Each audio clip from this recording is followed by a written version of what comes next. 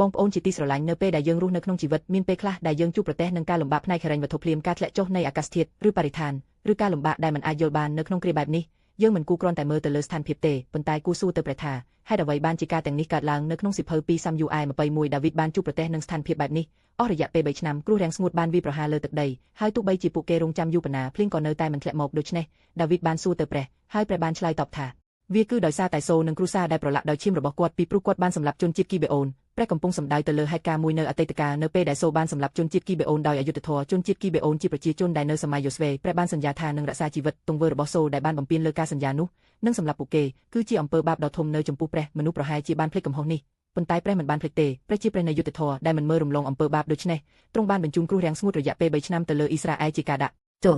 ពាក្យគ្រោះរាំងស្ងួតមិនមែនសំដៅតែងតែខ្វះខាតអាហារប៉ុណ្ណោះទេនៅក្នុងព្រះគម្ពីរគ្រោះរាំងស្ងួតគឺជាការព្រមាននិងការជំនុំជម្រះពីព្រះហើយក៏ជាសញ្ញាមួយដែលបង្ហាញថាទំនាក់ទំនងរបស់យើងជាមួយទ្រង់បានរអាក់រអួលនៅពេលដែលទំនាក់ទំនងរបស់យើងជាមួយព្រះកាន់តែឆ្ងាយគ្រោះរាំងស្ងួតខាងឯវិញ្ញាណនឹងមកដល់ក្នុងជីវិតរបស់យើងភាពរីករាយបាត់បង់ការដឹងគុណអូលីបាត់ហើយចិត្តរបស់យើងคล้ายជាស្ងួតហួតហែងនិងគ្មានផលប៉ុន្តែព្រះមិនទុកឲ្យយើងនៅក្នុងស្ថានភាពនោះទេដូចជាដាវីតនៅពេលដែលយើងសួរទៅព្រះទ្រង់ឆ្លើយតបនិងបង្ហាញពីសកលនៃបញ្ហាហើយទ្រង់ផ្ដល់ឱកាសមួយទៀតដល់យើង